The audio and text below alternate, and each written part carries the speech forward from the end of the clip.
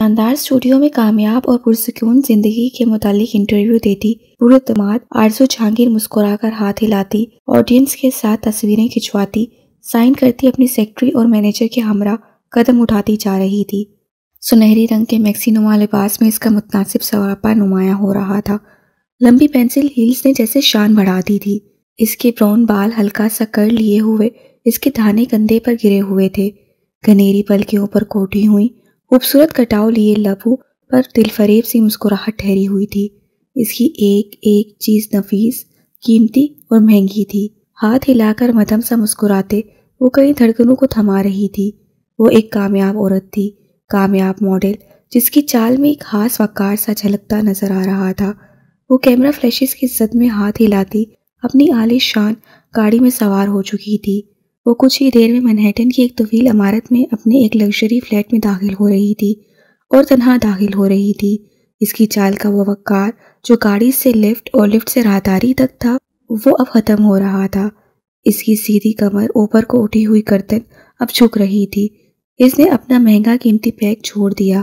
اس کے برانڈڈ نفیس جوتے، جس کی پوری دنیا میں بس 3 ہی جوڑے تھے، انہیں کھینچ کر اتارتے کچھ بے دردی سے پھینکا، جیسے وہ اس کے تلوں کو جلا رہے ہوں۔ اب وہ کریم ٹائلز پر قدم اٹھاتی اپنے اعلی شان بیڈ روم کا دروازہ کھول رہی تھی۔ وہ کمرہ ایسا تھا جیسے کسی ملکہ کا حجرہ۔ وارڈروب نے پوری دیوار کو گھیر رکھا تھا۔ اس کے مہنگے ترین کپڑوں کا، جوتوں کا، بیگز کا کلیکشن نظر آ رہا تھا۔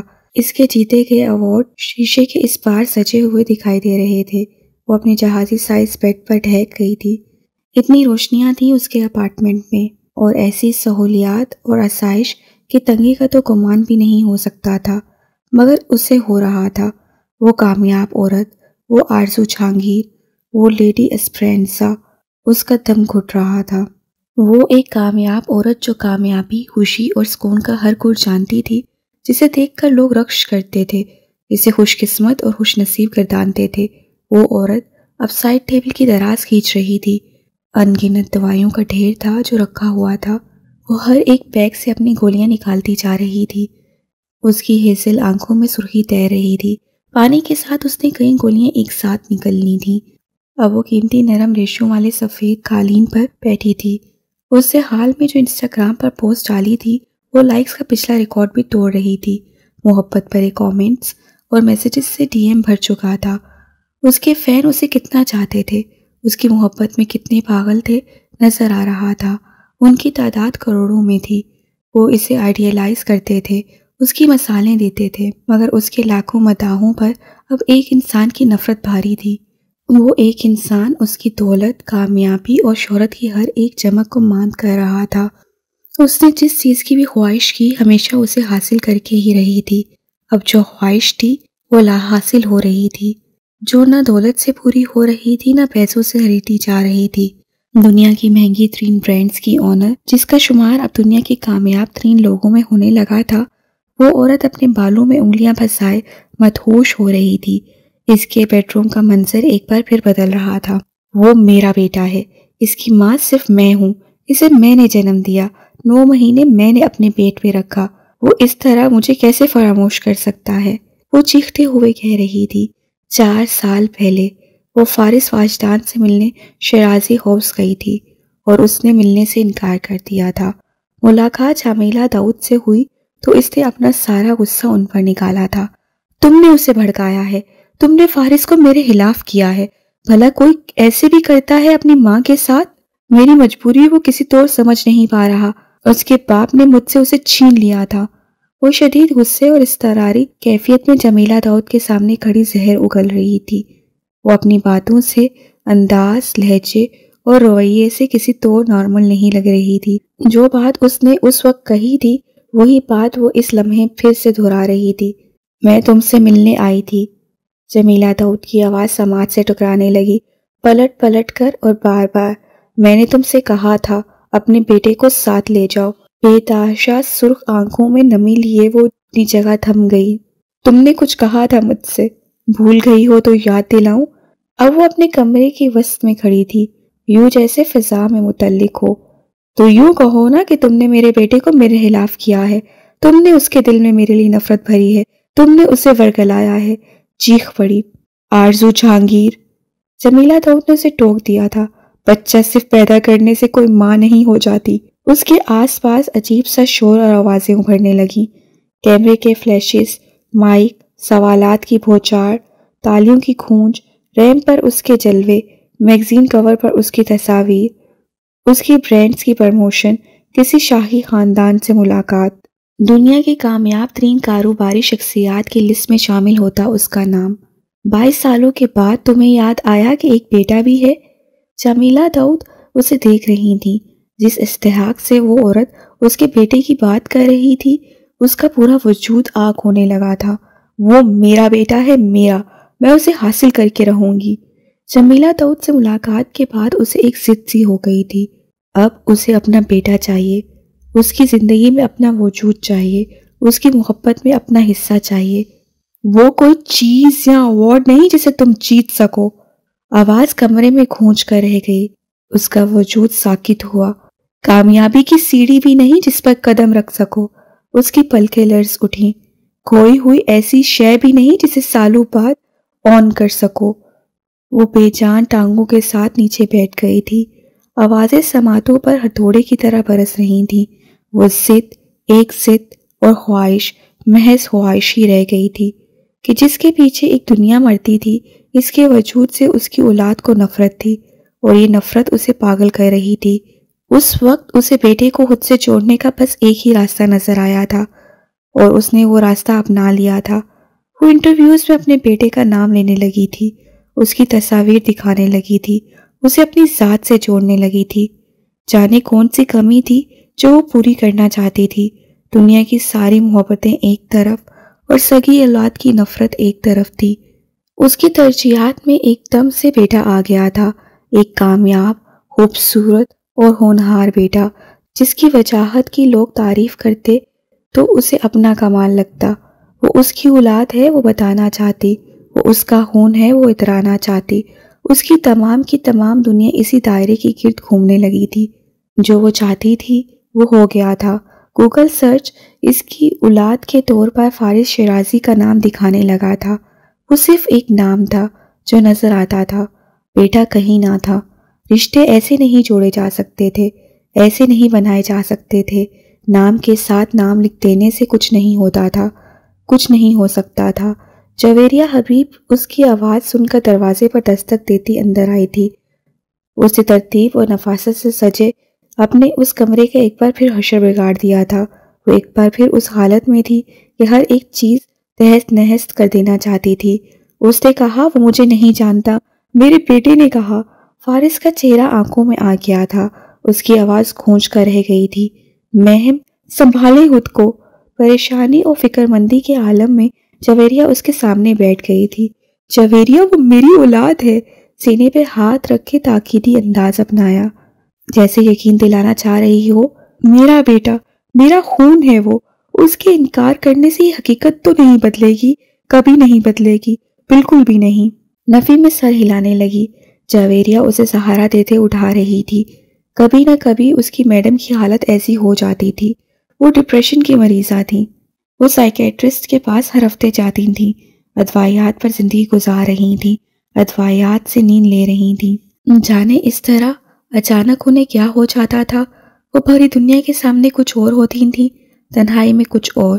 جویریہ تعصب سے اسے دیکھ کر رہ گئی تھی۔ وہ آپ سے نہیں ملنا چاہتا، آپ اس بات کو چھوڑ کیوں نہیں دیتی؟ مجھے تنہائی کا احساس ہوتا ہے، میرے حال سے مجھے حبیب سے بات کرنی چاہیے۔ میں عیسیٰ کو اپنے پاس بلا لیتی ہوں۔ ہاں، یہ ٹھیک رہے گا۔ فارس نہیں، عیسیٰ تو ہے۔ اٹھ کر عجلت میں اپنا موبائل اٹھا لیا۔ مہم، جویریہ حبیب کے لب پھلے۔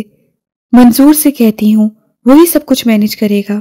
مہم، عیسیٰ مر چکا ہے۔ موبائل فون کان سے لگائے اپنے تمام تر جوش کے ساتھ وہ ایک دم سے ساکت ہوئی۔ موبائل کان سے لگائے چند لمحوں تک کھڑی رہی، آنکھوں میں تفکرات کی پرچھائیاں لہرائیں۔ پیشانی پر ہاتھ رکھ کر خود پر حیران ہوئی کہ وہ کیسے بھول گئی۔ عیسیٰ کی وفات کو پورے 9 سال ہو چکے تھے۔ یہ بات اس کے ذہن سے کیسے نکل گئی؟ کیا ہوتا جا رہا ہے اسے؟ جویریہ حبیب کو اب کے بہت زیادہ تشویش ہونے لگی تھی۔ اس مختصر عرصے میں تیسری بار ہو رہا تھا کہ وہ عیسیٰ کو اس طرح سے یاد کر رہی تھی۔ عیسیٰ تو مر چکا ہے، زیر لب دہراتی نیچے بیٹھ گئی۔ 5 سال کا فارس، 3 سال کا عیسیٰ۔ جب وہ انہیں چھوڑ کر گئی تھی اسے پتہ نہیں کیوں خیال نہیں آیا کہ اس کے بچے ابھی بہت چھوٹے ہیں۔ پیشانی مسل کر سر اٹھایا۔ کمرے کا منظر پھر سے بدل چکا تھا۔ اسے آس پاس بہت سے کھلونے بکھرے ہوئے دکھائی دیے، فارس کی چھوٹی سی کاریں، عیسیٰ کے جہاز اور ٹیڈی بیئرز، اس کی چھوٹی سی سائیکل، ٹی وی پر چلنے والے کارٹونز کا شور۔ خالی صفحے پر قلم گھسیٹ کر رنگ بھرتا، اپنی پیشانی پر بکھرے بالوں کو ہٹاتا فارس۔ ماما! اس نے گردن موڑ کر پیچھے دیکھا، آواز کی سمت۔ وہ سفید شارٹس پر سیاہ شرٹ پہنے سیڑھیوں کی طرف بھاگا تھا، پھر وہ اس کی ٹانگوں سے لپٹ گیا تھا۔ اسے یہ سب کیوں یاد آ رہا تھا؟ آرزو کی آنکھوں میں عجیب وحشت سی اتر آئی۔ حبیب عیسیٰ کو اٹھائے کھڑے تھے۔ عیسیٰ شدت سے رو رہا تھا اور وہ اپنا بیگ گھسیٹتی، گلاسز آنکھوں میں ٹھہراتی بیرونی گیٹ عبور کر رہی تھی۔ طلاق ہو گئی، رشتہ ختم، تعلق ختم، سب ختم۔ آپ کو آرام کی ضرورت ہے، آپ سو جائیں، جویریہ حبیب کہہ رہی تھی، مگر وہ اپنے بچوں کو دیکھ رہی تھی۔ عیسیٰ کوٹ میں تھا، فارس اس کی گود میں بیٹھا باتیں کر رہا تھا، اس کی چھوٹی چھوٹی باتیں۔ عجیب سا سکون رگوں پہ میں سرایت کرتا ہوا محسوس ہو رہا تھا۔ اس نے بیبی کوٹ کی طرف ہاتھ بڑھایا تو عیسیٰ وہاں نہیں تھا۔ فارس کی آواز ایک دم سے ختم ہو گئی۔ فارس! آواز کے تعاقب میں وہ قدم اٹھاتی دوسرے کمرے تک گئے اور پتھرا کر رہ گئے۔ اس نے 3 سالہ عیسیٰ کو دیکھا، اس کا پورا وجود بھیگا ہوا تھا۔ وہ نیچے بیٹھا تھا اور اپنے جھولے کو خود ہی ہلا رہا تھا، آہستہ آہستہ۔ اس کے کپڑوں سے ابھی بھی پانی ٹپک رہا تھا۔ اس کے رگوں پہ میں خوف کی لہر سرایت کر گئی۔ اس سے روتے ہوئے منہ پر ہاتھ رکھ لیے۔ میم! جویریہ حبیب نے کندھوں سے پکڑ کر ہلایا۔ آرزو جہانگیر کی آنکھوں سے وحشت ٹپکتی ہوئی نظر آ رہی تھی۔ مجھے یہ سب کیوں نظر آ رہا ہے؟ اس کا وجود کپکپا رہا تھا۔ جویریہ حبیب ترہم بھری نگاہوں سے اسے دیکھتی پیچھے ہٹ گئی تھی۔ اسے گمان ہوا وہ فکر مندی کے عالم میں تیزی سے باہر نکل گئی تھی۔ ڈاکٹر کو کال کرو، وہ کسی سے کہہ رہی تھی۔ آرزو جہانگیر کارپیٹ پر لیٹ گئی۔ اپنے آپ میں سمٹ کر اس نے اپنے گرد بازو باندھ لیے۔ کمرے میں اس کی مدھم سی آواز ابھی بھی گونج رہی تھی۔ وہ لوری تھی جو وہ بچوں کو سنا رہی تھی۔ فارس! وہ ذرا زین کو پکڑو، جلدی سے پکڑو، بیٹھے بیٹھے چیخی۔ وہ کپڑے بدل کر ڈریسنگ روم سے نکلا تھا، تعصب سے اسے دیکھ کر رہ گیا۔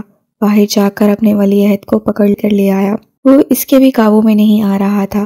جب سے اسے چلنا شروع کیا تھا تو تب سے کچھ یہی حالات تھے۔ جنت ریان کے کپڑے بدل کر مڑی تو فارس نے اسے اس کے حوالے کیا۔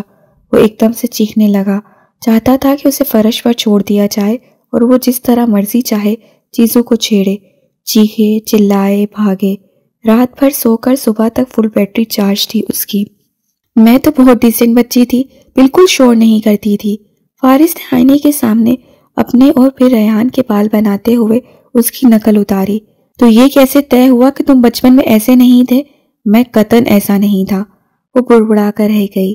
جلدی سے اپنی تیاری مکمل کر کے ریحان کو ساتھ لیے باہر آیا تو مسز شیرازی ڈائننگ ٹیبل پر اس کا انتظار کر رہی تھیں۔ Good morning mummy, Mrs Shirazi کو جا کر کہا۔ جنت زین کے کپڑے بدل کر کچھ ہی دیر میں آ گئی تھی۔ اسے کرسی پر بیلٹ میں جکڑ کر بٹھایا۔ اب وہ ہاتھ اٹھا اٹھا کر پاپا کیے جا رہا تھا۔ جنت نے گہری سانس لے کر اسے دیکھا، مگر فارس اسے اپنی گود میں اٹھا چکا تھا۔ ہاتھوں میں بریڈ کا چھوٹا سا ٹکڑا پکڑا دیا، لیکن اسے اب وہ چیزیں بھی کھانی تھیں جو باقی سب کھا رہے تھے۔ زین، یہ لو۔ ایسے موقعوں پر ریان اپنے ہاتھ سے اسے کھلانے کی کوشش کرتا تھا۔ اب بھی وہ یہی کر رہا تھا۔ تم آفس کے لیے لیٹ ہو جاؤ گے۔ جنت نے زین کو فارس سے لے لیا، اسے سیریلیک کھلانے لگی۔ ناشتے کی میز پر کافی رونق لگی ہوتی تھی۔ جمیلہ داؤد مسکراتے ہوئے ریان کی باتیں سنتی رہتی۔ ناشتے کے بعد وہ اسے باہر سی آف کرنے کے لیے گئے اور واپسی پر وہ اسے دروازے پر منتظر سے نظر آئے۔ کپڑے بدل کر اس نے کچھ وقت بچوں کے ساتھ گزارا، پھر جمیلہ داؤد کے اسٹوڈیو میں چلا گیا۔ جنت بھی وہیں تھی۔ برابر والا کمرہ ان کا پلے روم تھا۔ ریان زین کو ساتھ لیے اندر کھیل رہا تھا۔ اس کے کھلونوں کی الماری کا دروازہ کھلا ہوا تھا۔ زین نے ایک ایک کر کے سارے کھلونے نکال دیے۔ خود اندر گھس گیا، پھر دروازے کو آگے پیچھے کرتے ہوئے ریان سے چھپتا ہوا کھلکھلانے لگا۔ ریان کو بھی مزہ آنے لگا، وہ الماری کا دروازہ کھول لیتا پھر بند کر دیتا۔ ذہن کو لگتا وہ غائب ہو گیا ہے، پھر اسے لگتا وہ نظر آ رہا ہے، اسے خوشی ہوتی، وہ ہنسنے لگتا۔ انہی شرارتوں میں دروازہ اتنی زور سے بند ہوا کہ پھر کھلا ہی نہیں۔ اب زین صاحب اندر تھے اور ریان باہر۔ ریان! زین نے اٹھ کر اپنے دونوں ہاتھ الماری کے پٹ پر رکھ کر بجائے۔ ریان نے باہر سے کھولنے کی کوشش کی، نہیں کھولا، پھر ہینڈل پر گرفت جما کر کھینچا۔ زین بڑے آرام سے بیٹھ گیا۔ بڑا بھائی ہے نا باہر؟ اور باہر ریان شرازی کا چہرہ سرخ پڑنے لگا، آنکھیں بھرنے لگیں۔ دھیمی دھیمی سسکیوں کے ساتھ زین کو آواز دی کہ دروازہ تو کھل ہی نہیں رہا تھا، اور سامنے اسٹوڈیو روم میں جمیلہ داؤد کے پاس بیٹھی جنت کمال ان سے باتیں کرتے ہوئے ایک دم سے چپ ہوئی تھی۔ یہ صرف مجھے عجیب لگ رہا ہے یا تمہیں بھی؟ اس سے فارس سے پوچھا تو اس نے موبائل سے سر اٹھایا۔ زین اور ریان اپنے پلے روم میں، اور اتنی خاموشی، دونوں ہی ایک دم سے بکلا کر اٹھے تھے۔ پلے روم میں داخل ہوئے تو ریان سسکیاں بھرتے ہوئے نظر آیا۔ زین کہاں ہے ریان؟ زین اندر۔ اس کی آنکھوں میں ایک دم سے خوف اور دہشت اتر آئی تھی، اور وہ پتہ نہیں کیوں چیخ کر رونے لگا تھا۔ جنت نے گھبرا کر فوراً سے الماری کھولی تو آنکھیں بند کیے زین ساکت سا نظر آیا، کہیں اسے کچھ ہو نہ گیا ہو۔ پریشانی کے عالم میں اٹھا کر سینے سے لگایا تو معلوم ہوا نیند میں تھا۔ اللہ! وہ اسے سکھ بھری سانس لیتے ریان کی طرف دیکھا، جو ہچکیوں کے ساتھ روتے ہوئے پیچھے ہٹ گیا تھا۔ فارس اسے اٹھانے کی کوشش کر رہا تھا اور وہ اس کی گرفت میں آنا نہیں چاہ رہا تھا۔ کیا ہوا؟ جمیلہ داؤد بھی پریشانی کے عالم میں وہیں آ گئی تھی۔ جنت نے بیڈ پر زین کو لٹا کر موبائل نکالا، اس کے کمرے میں گزشتہ 20 منٹ کی ویڈیو نکالی۔ اتنے آرام سے کھیلتے کودتے شرارتی زین نے الماری کا رخ کر لیا تھا، اور بیچارہ ریان کتنی دیر تک اپنی طرف سے الماری کا دروازہ کھولنے میں لگا رہا تھا، اور پھر وہ رونے لگا تھا۔ وہ ابھی تک بھی رو رہا تھا۔ وہ 3 سال کا تھا، اتنی سمجھ اس میں بھی تھی کہ کچھ غلط ہوا ہے۔ ریان! جمیلہ داؤد نے متفکر سا اسے پکارا۔ فارس نے اسے بیڈ پر سامنے بٹھا لیا۔ کیا ہوا؟ بتاؤ کیا ہوا، کیوں رو رہے ہو؟ اس کی ہچکیاں بندھی ہوئی تھیں۔ وہ اب جنت اور فارس دونوں کو دیکھ رہا تھا۔ جنت نے پھر اس سے سینے سے لگا لیا۔ پاپا آپ مارتے؟ آپ مجھے مارتے؟ اس کا سسکیوں کی زد میں پوچھے جانے والا سوال فارس کے اندر سناٹا پھیلا گیا۔ میں کیوں ماروں گا؟ اس کا چہرہ ہاتھوں میں لے کر آنسو صاف کیے۔ مونا پاپا نے مونا کو مارا، زور سے مارا۔ مونا اس کے پڑوسی اکرم صاحب کی نواسی تھی، بہت شرارتی تھی۔ 2 روز قبل ہی سعید کے ساتھ ریان بھی ان کے گھر گیا تھا۔ ذرا سے سوال جواب کیے تو معلوم ہوا مونا نے اپنے چھوٹے بھائی کو سیڑھی سے دھکا دے کر گرا دیا تھا، اور اس کی حرکتوں سے عاجز اس کے پاپا نے ریان کے سامنے ہی اسے تھپڑ مار دیا تھا۔ یہ بات بھی ذہن میں بیٹھ گئی۔ زین الماری میں بند ہوا تو اسے لگا پاپا اسے بھی ماریں گے۔ فارس سے بے اختیار سانس بھر کر اپنے بھتیجے کو دیکھا۔ جنت نے کرسی کھینچ کر بیٹھتے ہوئے جوس میں سٹرو ڈال کر دیا تو وہ سنبھل کر گھونٹ لینے لگا۔ پھر اسے بہت پیار سے سمجھایا گیا کہ ماما پاپا اسے کبھی نہیں ماریں گے، اور یہ کہ مونا کے پاپا الگ ہے، اس کے پاپا الگ ہے، اور ریان تو مونا جیسا شرارتی بھی نہیں ہے، وہ تو اتنا پیارا ہے، شور کرتا ہے نہ شرارتیں کرتا ہے، اور اپنے بھائی کا بہت خیال رکھتا ہے۔ اس طرح پیار اور نرمی سے چھوٹے چھوٹے لفظوں میں سمجھانے پر وہ کچھ حد تک سنبھل گیا اور سو گیا۔ ریان کا کنڈر گارڈن میں داخلہ ہوا تو ابتدائی کچھ دنوں تک اس سے بہت تنگ کیا۔ وہ ایک لمحے کے لیے بھی اپنی ماما پاپا سے دور نہیں رہ سکتا تھا، لیکن جب فارس نے کنڈر گارڈن سے پک کر کے اپنے آفس لے جانا شروع کیا تو وہ سنبھل گیا۔ اب وہ کنڈر گارڈن اس لیے جاتا تھا کیونکہ اسے پھر پاپا کے ساتھ آفس جانا ہوتا تھا۔ اس دن اپنے پلے روم میں ریان اپنا ننھا بیگ اٹھا لایا، سمجھداری سے زپ کھول کر اپنی کلرنگ نکالی، پھر رنگ بھی سامنے رکھ لیے۔ زین اس کے پاس آ گیا۔ وہ چاہتا تھا ریان اس کے ساتھ کھیلے، مگر ریان اب اسکول گوئنگ بچہ تھا۔ اسے زرافہ میں رنگ بھرنے کا پہلا ہوم ورک ملا تھا، وہ کام بہت ضروری تھا، وہ کیسے کھیل سکتا تھا؟ ریان اس کی نوٹ بک پر لیٹ گیا۔ وہ ایک دم سے سر اٹھا کر چیخا، پھر اپنی نوٹ بک کھینچنا چاہی تو صفحہ پھٹ گیا، اور پھر پاپا! وہ زاروں قطار روتے ہوئے فارس کی اسٹڈی میں گیا نوٹ بک ہاتھ میں تھی، صفحہ پھٹا ہوا تھا غم سے نڈھال۔ فارس اپنی لیگل ٹیم سے معذرت کرتے ہوئے اسے اٹھائے باہر آ گیا۔ اس سے روتے سسکتے زین کی پوری کارستانی سنی، اپنی نوٹ بک دکھائی، اس کے آنسو صاف کرتے دھلاسے دیتے وہ واپس ان کے کمرے میں آیا تو زین سب ناراض تھے۔ فارس نے اس کو نیچے اتار کر کھلونوں کی الماری کھولی، پھر بیڈ کے پاس آ کھڑا ہوا، جھک کر فرش کے ساتھ لگ کر دیکھا تو وہ بگڑے تیوروں کے ساتھ خفا خفا سا دیوار کی طرف رخ کیے لیٹا تھا۔ اس سے تو نوٹ بک نہیں پھاڑی تھی، وہ تو نوٹ بک پر صرف لیٹا تھا۔ زین باہر آؤ۔ خاموشی۔ زین، لہجہ ذرا سا سخت مگر خاموشی۔ میں 3 تک گنوں گا، اگر تم باہر نہ آئے تو پنشمنٹ ملے گی۔ آنکھیں رگڑتے سسکتے ریحان نے ذرا سے گھبرا کر فارس کو دیکھا۔ اس کا ننھا دل دھڑکا کہ زین کو پنشمنٹ ملے گی۔ اپنا غصہ اور ناراضی بھول گیا۔ بیڈ کے پاس گھٹنے ٹکا کر فرش سے گال مس کے ہاتھ پھیلا کر اسے پکارا، زین بھائی باہر آؤ آؤ۔ اسے پیار سے اور بڑوں کے سے انداز میں پکارا، پھر خود بھی فرش کے ساتھ لگ کر بیڈ کے نیچے چلا گیا۔ فارس سے گہری سانس لے کر پیشانی مسلی۔ ہر دوسرے دن اسے ان کی ناراضگی اور محبت کا عملی مظاہرہ دیکھنے کو ملتا تھا۔ زین، فارس سے اپنا ہاتھ بڑھا کر اس کا پیر پکڑ کر کھینچا تو وہ شور کرنے لگا۔ وہ رونا چاہتا تھا لیکن جس طرح فارس نے اسے کھینچ کر باہر نکالا تو اسے بہت مزہ آیا۔ فارس نے بازو سے پکڑ کر مصنوعی خفگی سے جھنجھوڑا تو کھلکھلا اٹھا، لیکن سزا اسے بہرحال جھیلنی پڑی۔ پھر اسے جنت کو جا کر شکایت لگائی، اپنی دادوں کو، سوفیشا کے ساتھ ساتھ اپنی دل عزیز عشقا کو بھی۔ پاپا نام لے کے پھر کچھ اشارے کرتا اور غیر مفہوم سی آوازیں اور لفظوں میں بتاتا۔ وہ ٹھیک سے بول نہیں سکتا تھا لیکن سب کو سمجھ آ رہا تھا وہ کیا کہنا چاہ رہا ہے۔ آئندہ میرے بیٹے کو کچھ کہا تو اچھا نہیں ہوگا۔ جمیلہ دور نے اسے سینے سے لگا کر فارس کو خفگی بھرے انداز میں ڈانٹا تو وہ مسکراتے ہوئے سر جھکا گیا۔ گہری تاریکی میں فلیش لائٹس کی تیز روشنی آدھی کھلتی بند ہوتی آنکھوں پر پڑی تو کچھ اذیت سے میچ کر اس سے اپنا سر جھکا لیا تھا۔ وہ جس کرسی پر بیٹھا تھا اس کے پیچھے ہاتھ سختی سے بندھے تھے۔ فرینکفرٹ کی طویل القامت زیر تعمیر عمارت کی کوئی 6 یا 7ویں منزل ہوگی۔ دائیں طرف پلرز سے آگے تاریک شہر کے تعامن میں فلک بوس عمارتوں پر جلتی بجھتی اور ٹھہری ہوئی کئی روشنیاں اور رنگ تھے۔ نقطوں کی صورت، پیشانی سے گال تک بہتی ہوئی خون کی دھار اب کالر پر رنگ چھوڑ رہی تھی۔ سیاہ فام نے 2-3 بار فلیش لائٹ چمکا کر بند کر دی۔ اکلوتا بلب جو سر پر تھا روشن ہو گیا۔ وہ 3 لوگ تھے، ان میں سے ایک سیاہ فام تھا، ہٹا کٹا سا، اور باقی 2 لڑکے تھے۔ اس نے باری باری تینوں کی شکل دیکھی۔ 2 کا چہرہ تو بالکل سوجا ہوا تھا، تیسرے والے کی کچھ بچت ہو گئی تھی، وہ بس لنگڑا کر چل رہا تھا۔ تینوں بالکل الرٹ اور محتاط ہو کر اسے گھیرے کھڑے تھے۔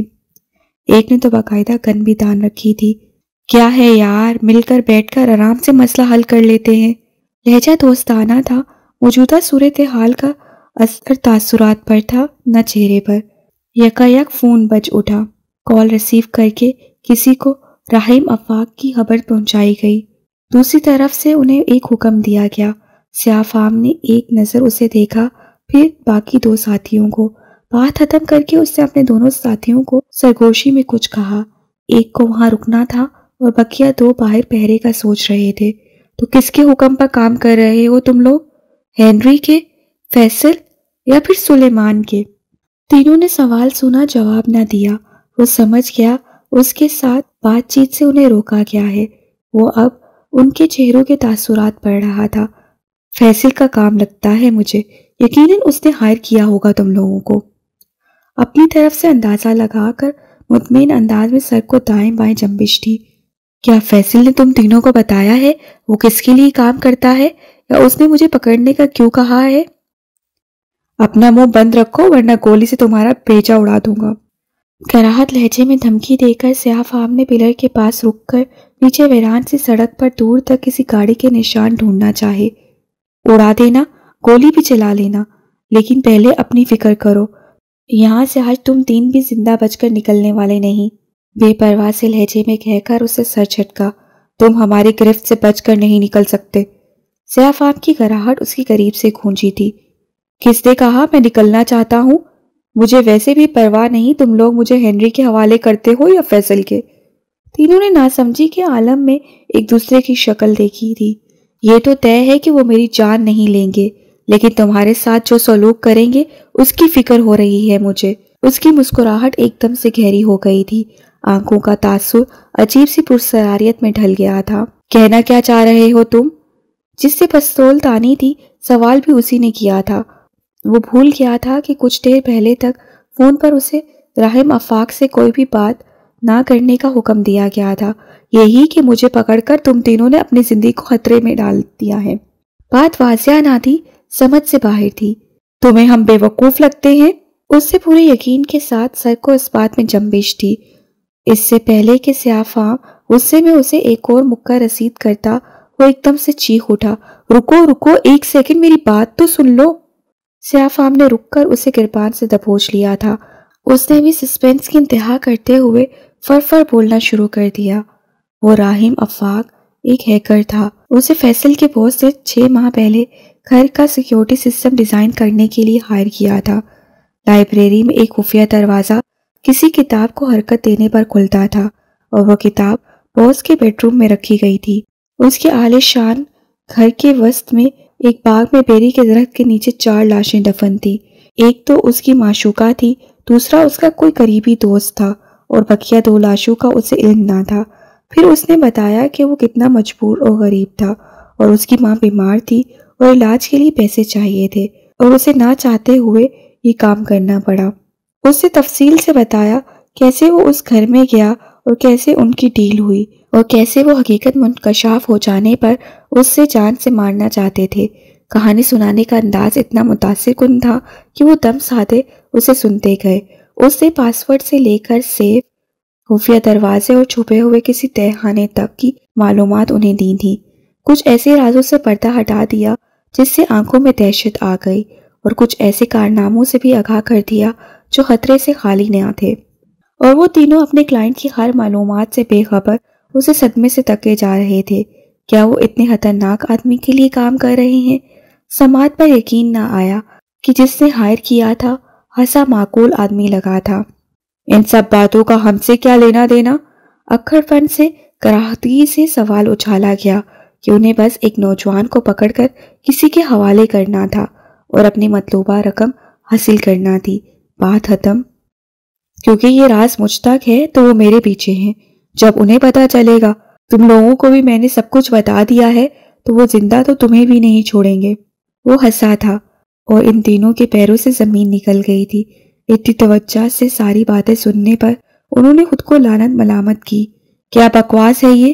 कोई बकवास नहीं, बस आने दो उन्हें। यहाँ एक नहीं 4 लाशें गिरेंगी। उनके सर पर बम फोड़कर मुस्कुराया। कोई टेंशन फिक्र सिरे से ना थी। अचानक कहीं गाड़ी के टायर चुराए। स्याफाम ने झुककर नीचे देखा तो वैन से कुछ सूटेड बूटेड लोग निकलते नजर आए। तादाद में वो 6 थे। उसे जिंदगी में पहली बार सचमुच में खतरे का एहसास हुआ। काम बस छोटा सा था। उसे राहिम अफाक को जिंदा सलामत उनके हवाले करके अपना मुआवजा हासिल करना था और फिर अपने 2 साथियों के साथ यहाँ से चलते बनना था। लेकिन जो खौफनाक नक्शा राहिम अफाक ने खींचा था उसे मद्देनजर रखते हुए अब उसे एकदम से ये सब बहुत मुश्किल लगने लगा था। ना उसने कभी अपने हाथ खून से रंगे थे, ना वो यहाँ किसी और को रंगने दे सकता था। ब्रो, मैंने भी बोला था ये काम हमारे बस का नहीं है। सुरख जैकेट वाला लड़का घबरा गया।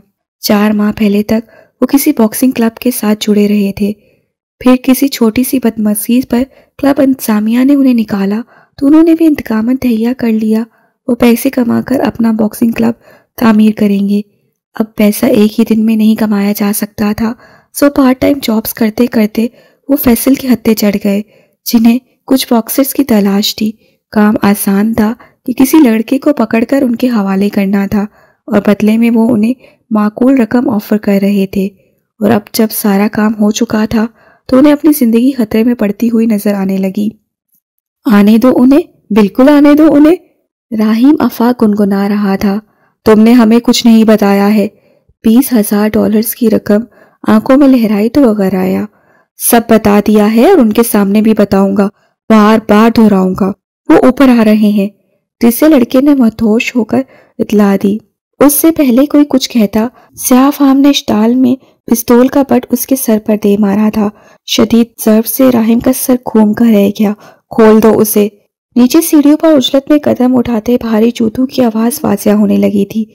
وہ جو بڑی مشکل سے پکڑ کر اسے باندھ لائے تھے، اس کے ہاتھ کھولتے کالر سے پکڑ کر دوسرے دروازے کی جانب دھکیلتے ہوئے باہر کو بھاگے۔ عجلت میں ایمرجنسی آئینی سیڑھیاں اترتے ہوئے وہ بیرونی دیوار کے ساتھ لگ کر آئینی راڈز پر گرفت جمائے مہارت سے نچلی منزل کا رخ کرتا نظروں سے کچھ دیر کے لیے اوجھل ہوا۔ اس کا سراپا پھر دوسری منزل پر نمودار ہوا۔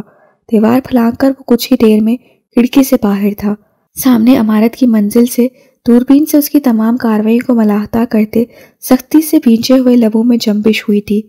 ان گدھوں کو کہا بھی تھا اس سے بات نہ کرنا۔ ان 3 لوگوں کو پچھلی سڑک سے جاتے ہوئے دیکھا جا سکتا تھا۔ اوپن مال کی طرف لوگوں کے ہجوم میں گم ہوتے ہوئے راہم آفاق دائیں جانب ایک دکان کا دروازہ کھول کر اندر چلا گیا۔ کچھ ہی دیر میں وہ سامنے کے دروازے سے باہر تھا۔ اب نہ جیکٹ وہ تھی، نہ حلیہ اور نہ ہی چال۔ وہ اب ایک ادھیڑ عمر، بیمار اور حنیف سا بوڑھا تھا جو کپکپاتے ہوئے بری طرح سے کھانستا ہوا سست روئی سے قدم اٹھا رہا تھا۔ کہاں گیا؟ تم اس طرف دیکھو، میں اس طرف جاتا ہوں، اور تم وہاں سامنے۔ حکم ملتے ہی وہ اس کی دائیں بائیں سے لوگوں سے راستہ بناتے نکل گئے تھے۔ ہیڈ کے نیچے سر جھکا ہوا تھا۔ راہم آفاق کے لبوں پر مسکراہٹ سج گئی تھی اور آنکھوں کی چمک خطرناک حد تک بڑھ چکی تھی۔ وہ بوڑھا، حنیف سا، بیمار اور کھانستا ہوا اسی راہداری سے نکل کر جا چکا تھا۔ ہاتھ میں موبائل لیے وہ ہاسپٹل کے ویٹنگ روم میں بیٹھی تھی۔ میسج ٹائپ کرتے ہوئے اس نے اپنے برابر میں ہی خالی جگہ پر ایک نوجوان خاتون کو بیٹھنے کی جگہ دی تو اسے مسکراتے ہوئے شکریہ ادا کیا۔ وہ کافی دیر تک بیگ کندھے سے لگائے کسی کے انتظار میں وہاں کھڑی تھی۔ پہلا بیبی ہے آپ کا؟ اس سے پوچھا تو جنت مسکرائی۔ نہیں، دوسرا ہے۔ ماشاءاللہ۔ اس کا جواب اس کی آنکھوں میں عجیب طرح کا حزن اور نمی لے آیا تھا۔ اور آپ کے کتنے بچے ہیں؟ بات شروع ہو گئی تھی تو اس سے خوشگوار لہجے میں پوچھا۔ وہ لمحہ بھر کے لیے کسی درد کی اذیت میں آئی تھی۔ میری اولاد نہیں ہے، میں یہاں چھوٹی بہن کے ساتھ آئی ہوں۔ جنت نے اس ایک ہی لمحے میں اس کے اعتماد کو بکھرتے، مسکراہٹ کو سمٹتے اور حزن کی دلدل میں اترتے ہوئے دیکھا۔ یوں لگا جیسے وہ اس کا ہی حزن ہو، کسی اور کی آنکھوں میں ٹھہرا ہوا نظر آ گیا ہو، جیسے وہ کسی اور جنت کے سامنے بٹھا دی گئی ہو۔ شادی کو کتنے سال ہوئے ہیں؟ اس نے پوچھا۔ 12 سال۔ آنکھوں کی نمی بڑھ گئی تھی۔ دعا کیجیے گا میرے لیے اللہ مجھے بھی دے۔ جنت نے آہستگی سے اس کا ہاتھ پکڑا۔ ضبط پکڑتی اس کی مٹھی سختی سے بند ہو چکی تھی۔ پتہ نہیں وہ کن حالات سے گزر رہی تھی کہ چہرہ سرخ پڑنے لگا تھا اور آنکھیں تر ہو رہی تھیں۔ میں 5 سالوں تک بے اولاد رہی، جنت نے کہا تو اس نے بے خواستہ اس کی طرف دیکھا۔ 5 سالوں تک جو ذہنی ٹارچر میں نے سہا ہے، شاید میں اسے لفظوں میں بیان نہ کر سکوں۔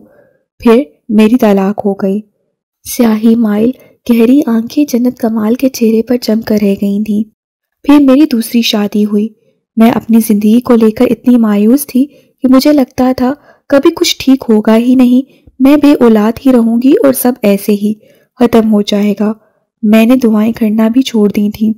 پھر میری ساس نے مجھے دعاؤں کی طرف متوجہ کیا اور انہی دعاؤں کے ذریعے میں نے اپنے اندر امید جگائی اور اللہ کی تقدیر کے آگے سر جھکایا اور شکر ادا کیا کہ وہ جس حال میں بھی رکھے الحمدللہ۔ اس کی آواز مضبوط تھی، لہجے میں ٹھہراؤ سا تھا۔ میں نے کبھی توجہ ہی نہیں دی کہ جن 5 عورتوں کا ذکر قرآن میں کیا گیا ہے وہ دونوں ہی انبیاء کی بیویاں تھیں اور دونوں کو ہی صاحب اولاد کر دیا گیا تھا۔ دونوں کے باطن سے نبیوں نے جنم لیا۔ میں نے کبھی اس بارے میں نہیں سوچا کہ مریم علیہ السلام کے حجرے میں جو بے موسمی پھلوں کا ذکر ہوا تو کیوں ہوا۔ پھلوں کو دیکھ کر زکریا علیہ السلام نے امید پکڑ لی۔ آیات کو پڑھ کر میں کبھی کیوں نہ پکڑ سکی۔ زکریا علیہ السلام کو لگا تھا کہ وہ اب بڑی عمر کے ہیں اور ان کی زوجہ بانجھ ہیں۔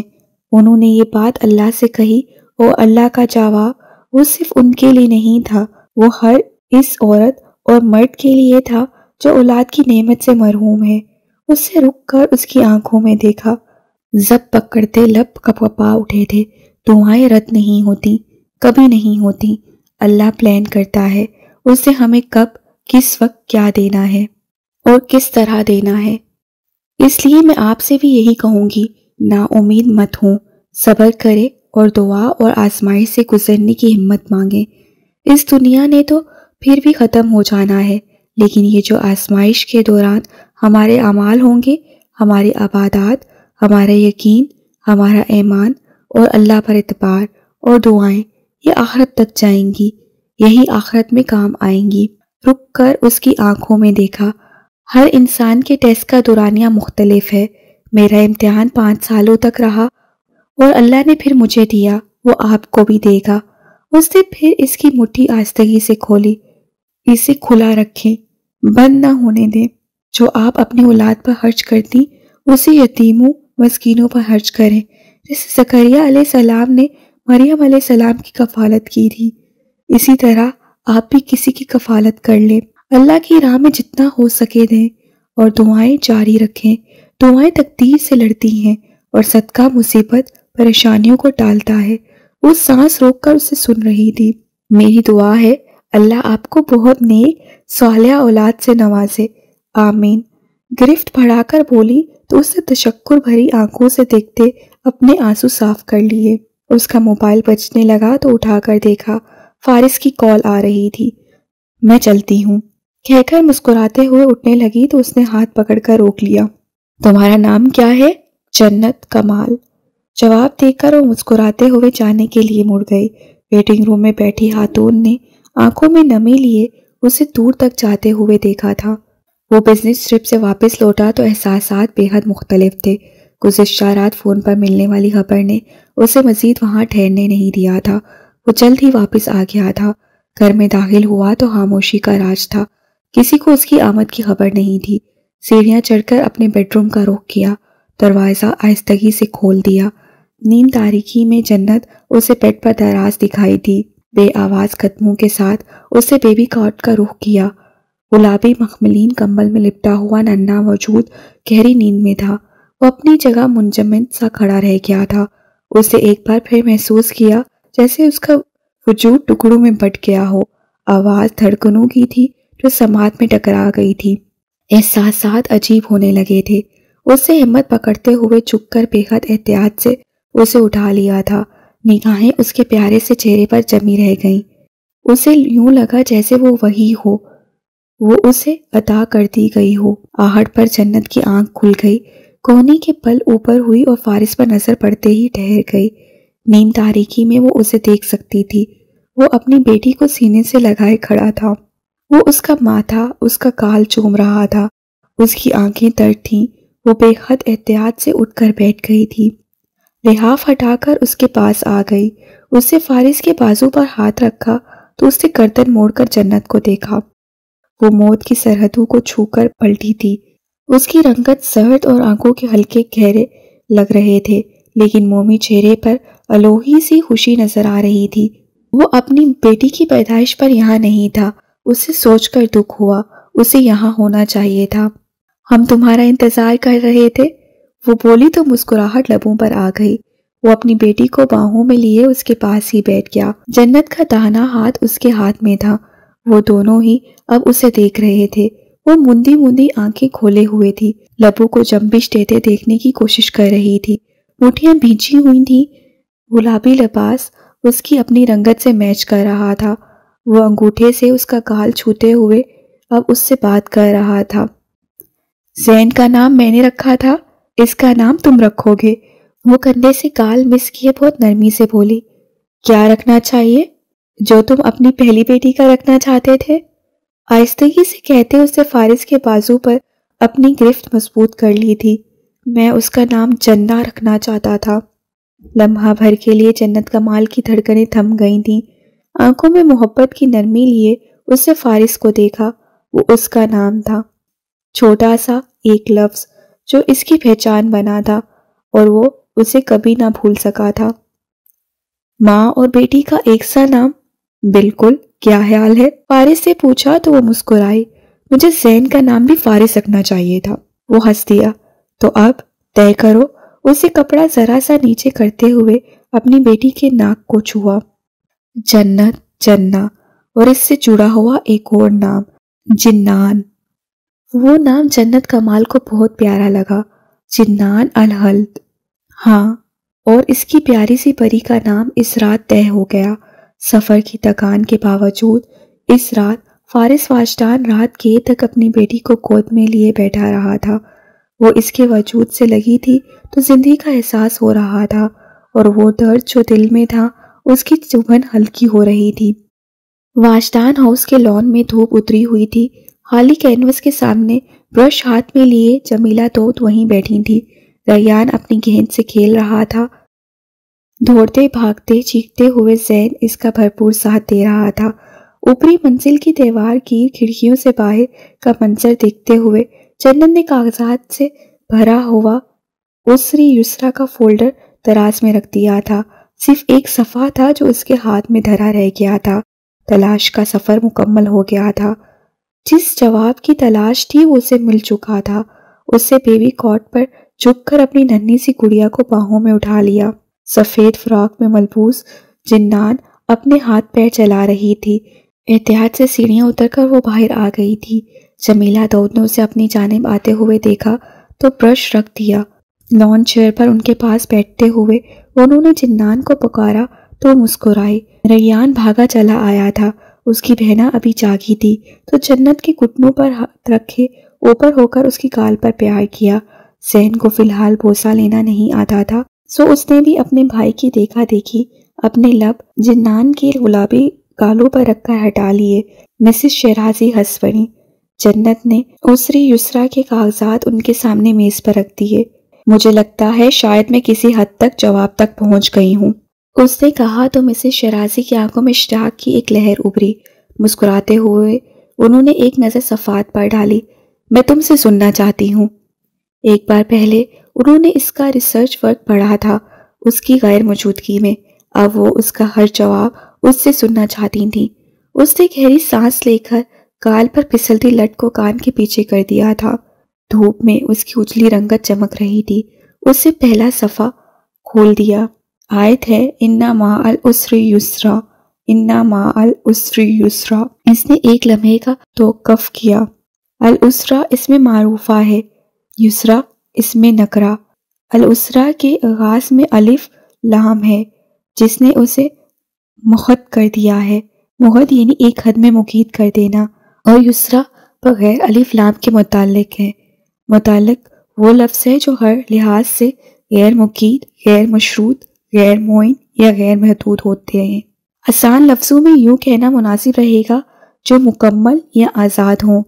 जमीला दाऊद ने इस बात में सर को जंबिश दी तो उससे बात जारी रखी। अल उस्र मुकीद है, मुकीद यानी बंधा हुआ, एक हद में रखा हुआ, और युसरा आज़ाद और मुकम्मल। लॉन की सरसब्ज घास पर से लहरा कर उठती हुई हवाएं दरख्तों की शाहों से गुजर गई थीं। नीले आसमानों की बुलंदियों पर कहीं कहीं सफ़ेदी फैलने लगी थी। आयत ने अल उसर को अलिफ लाम से खास कर दिया और युसर को बगैर अलिफ लाम के आम कर दिया। उसने आहिस्तगी से सफ़ा पलट दिया था, यानी लेकिन यहाँ अल उसर के साथ मुकाबले में युसर नहीं युसरा है। अलिफ के साथ, अलिफ युसर की तज़ीम के लिए है, युसरा इसमें तकबीर है। इसमें तकबीर निशानदही करती है हर उस शय की जो अजीम है। उसकी आवाज़ मजबूत और लहजा ठहरा हुआ था। वो आंखों में चमक लिए बहुत शौक और एक्साइटमेंट के साथ बता रही थी। तो इस हिसाब से आयत का मतलब हुआ, बेशक हर मुश्किल के साथ अजीम आसानी है। जमीला दाऊद रश्कभरी निगाहों से उसे देख रही थी। जन्नत कमाल अपने सवाल की तह तक पहुंच गई थी। उसने अपने हालात को समझकर जवाब अखज़ कर लिया था। तला को समझ लिया था, युसरा को पा लिया था। हर वो तकलीफ, इज़्ज़त, आजमाइश या अब्तला जिसे हम फेस कर रहे हैं या जिससे हम रोते तड़पते गुजर रहे हैं, उसके साथ हमारे लिए एक बहुत बड़ी आसानी है। जो इनाम हमें मिलेगा वो हमारी सोच से बढ़कर होगा। जो उसर की तरह सिर्फ युसर नहीं होगा, वो युसरा होगा, यानी वो अजीम होगा। रैयान की गेंद बहुत दूर जा गिरी थी। ज़ैन ने भागते हुए पहले पहुंचने की कोशिश की थी, क्यारी में चंद एक फूलों की पंखुड़ियां टूटकर नीचे आ गिरी। हवा ने रुख बदल लिया। आयत या तो ताकीद के लिए दोहराई जाती है, या तहीद यानी खौफ के लिए, या फिर ताज़ीम के लिए, यानी अल्लाह के उस कलाम की गहराई या अजमत बयान करने के लिए। और क्या आप यकीन करेंगी कि इस एक जैसी दोहराई जाने वाली आयत में मुझे एक मुकम्मल तौर पर मुख्तलिफ मतलब नजर आया है। उसने एक लम्हे का तवक्कुफ करके उनकी आंखों में बहुत उम्मीद और यकीन से देखा था। जिन्नान अब उनकी चूड़ियों पर हाथ रख रही थी। मैंने सीखा है उसर कभी भी तन्हा नहीं आता। वो आपकी जिंदगी में जब भी जिस भी सूरत में आता है युसरा को साथ लेकर आता है। युसरा यानी एक बहुत बड़ी आसानी। मैंने ये भी सीखा है कि चूंकि आप उसर से गुजर रहे होते हैं इसलिए आप उससे वाकिफ होते हैं, लेकिन युसरा एक ऐसी चीज है जो निगाहों से ओझल रहती है। बाइस औकात हम उसे समझ नहीं सकते, पहचान नहीं पाते। तभी तो कहा गया है साथ है, ताकि हम यकीन कायम रखें कि वो है। मैंने इस आयत से ये भी सीखा है कि युसरा दो तरह के होते हैं। एक युसरा वो जो है जो आपको सब्र के बदले, मेहनत के बदले मुस्तकबिल में मिल जाता है, वो मेहनत जिसका जिक्र सूरा की अगली आयत में भी है। दूसरा युसरा वो है जिसे सख्त मुश्किल हालात में गुजरते आप उसे पा चुके होते हैं, उससे जी भी रहे होते हैं, पर आपको उसका इल्म नहीं होता। वो बहुत गहराई में बात कर रही थी जो उन्होंने भी ना सोचा था। जन्नत कमाल वो भी सोच रही थी। मिसाल के तौर पर एक नौजवान एक शहर से दूसरे शहर जा रहा है। रास्ते में गाड़ी खराब हो जाती है। अब चूंकि आमदोरफ्त भी कम है तो उसे कोई सवारी नहीं मिलती।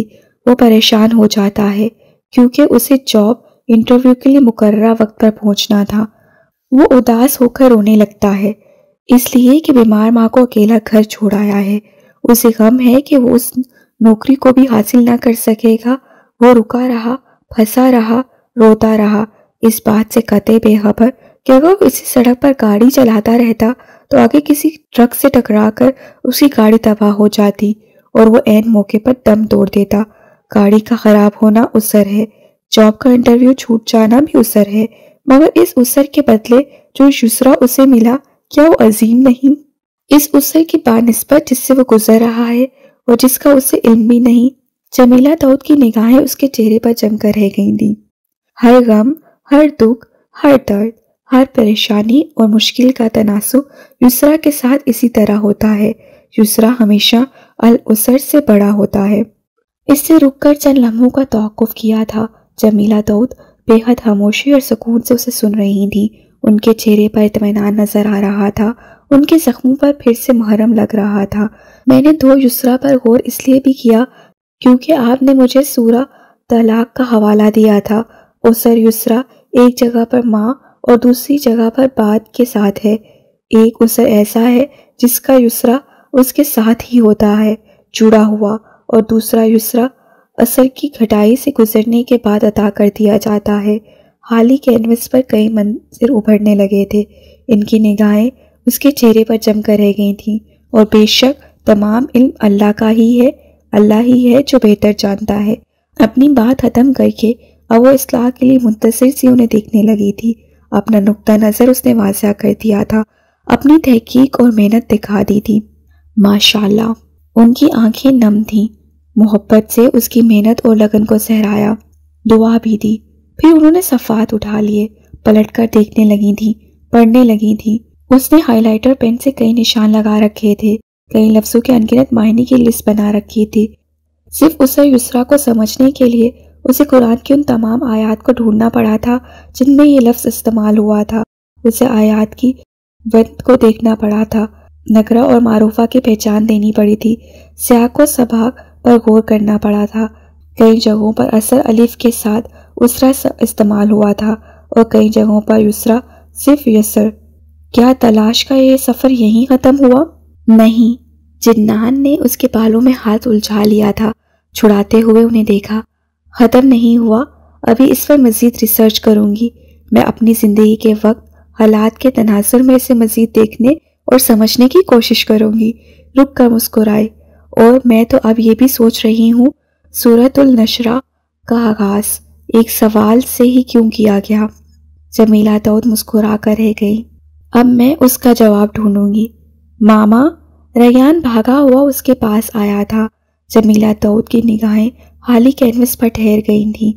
ذہن میں اب ایک نیا منظر تھا، ایک نیا مفہوم لیے ہوئے، نئے رنگوں میں گھرا ہوا، نئی امیدوں سے سجا ہوا۔ بے شک ہر مشکل کے ساتھ عظیم آسانی ہے۔ انہوں نے برش اٹھا لیا۔ بیرونی دروازے کھل گئے تھے۔ فارس کی گاڑی اندر داخل ہو رہی تھی۔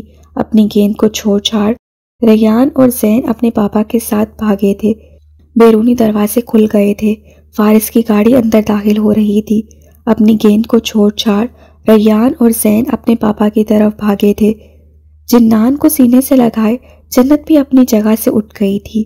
انہوں نے اپنے بیٹے کو دیکھا جس کے لبوں پر زندگی سے بھرپور مسکراہٹ تھی۔ سفید مخملین لباس میں ملبوس جنت کمال ہنستے ہوئے کچھ کہہ رہی تھی۔ فارس نے جنان کو اٹھا لیا تھا جو باپ کو دیکھتے ہی جنت کی گرفت سے نکلنے کی کوشش کر رہی تھی۔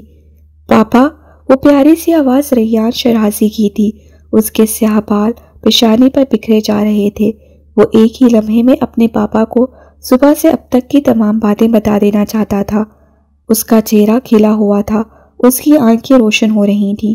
انہوں نے نم آنکھوں سے زندگی سے بھرپور اس منظر کو دیکھا، ان کی کڑی آزمائشوں کو سوچا، مشکلات سے گھرے وقتوں کو کھوجا، وہ آنسو سے بھرے لمحے، وہ دعاؤں سے گھرے ہوئے سجدے اور تڑپ لیے ہوئے ندائیں۔ اور یسریٰ تو ایسے ہی ہے جیسے ایک تنگ اور تاریک سرنگ کے آخر پر پھیلا ہوا وسیع سبزہ زار۔ سورج آسمان پر تھا اور گرنے زمین پر۔ یسریٰ ایسے ہے جیسے ایک چھوٹے سے سوتے سے پھوٹتا پانی کا چشمہ۔ انہوں نے کلر پیلٹ ہاتھ میں لیے برش اٹھا لیا۔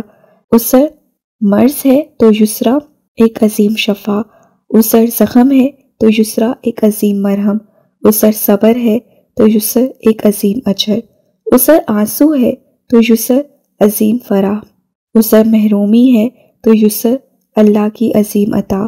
سفید کینوس پر رنگ بکھرنے لگے تھے۔ ایک نیا منظر تخلیق کے مراحل سے گزرنے لگا تھا۔ وہ آغاز تھا جسے وہ دیکھ رہی تھیں، وہ ابتدا تھی جسے وہ سن رہی تھیں۔ نام اللہ کا تھا، صرف اس کا ہی تھا، وہی مجیب، وہی خالق، وہی رازق اور وہی مالک، جس نے احاطہ کر رکھا ہے اپنی مخلوق کا، اس کی دعاؤں اور اعمال کا، ان کے یقین اور ایمان کا۔ بے شک ہر مشکل کے ساتھ عظیم آسانی ہے۔ ہوائیں تیز چلنے لگی تھیں، آسمان پر بادل پھیل رہے تھے، دھرتی پر املاتاس کے درختوں سے سنہری بارش ہونے لگی تھی۔ صفحے پلٹ دیے گئے تھے اور قلم اٹھا لیا گیا تھا ایک نئی حکایت کے لیے جو وقت کے کسی اور دائرے پر ابھرنے والی تھی۔